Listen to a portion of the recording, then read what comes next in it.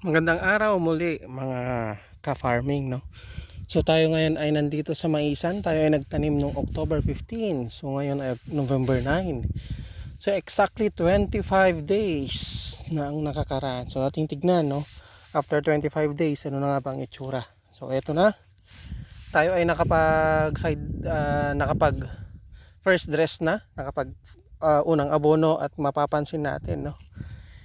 8282S may mga sinyales ng fall armyworm. Ayan. So mukhang kailangan natin mag-control kung sakali man na medyo mataas, no? Ayan. So karaniwan kasi nangyayari ito talaga pag naunang nagtanim at hindi sabay-sabay, hindi synchronous, no, yung klase ng pagtatanim. Papansin natin, no? Ayan. So may mga ilan-ilan. So titignan natin, no, ating ipe-percentage kung ilang percent ba yung tama na fall armyworm, no. So makikita natin, no, ito tapos naman na ito kasi ito wala nang bago. Pero kung papansinin natin, kapag ating bubuksan, nandito siya. Yun. Nandito sa loob-loob. Ating subukan na sungkitin para makita natin kung anong klase yung itsura ng uod na ito, no? So eto siya ngayon, no. Ito. Yan. So ganyan yung itsura ng wood na ito, no. So hindi pa siya ganun ka well mature, pero kung papansinin natin yung ulo, so yan, hindi naman siya pau sa palagay natin, no. Pero alarming pa rin, no, ang kunat niya, no, guys. Ating pinipisil yung ulo pero hindi basta-basta, no.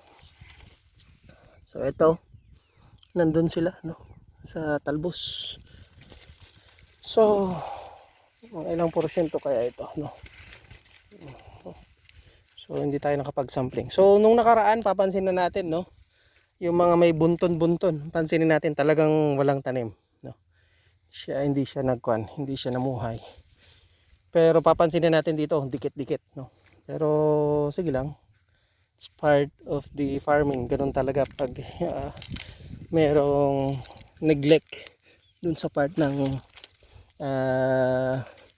land prep, no.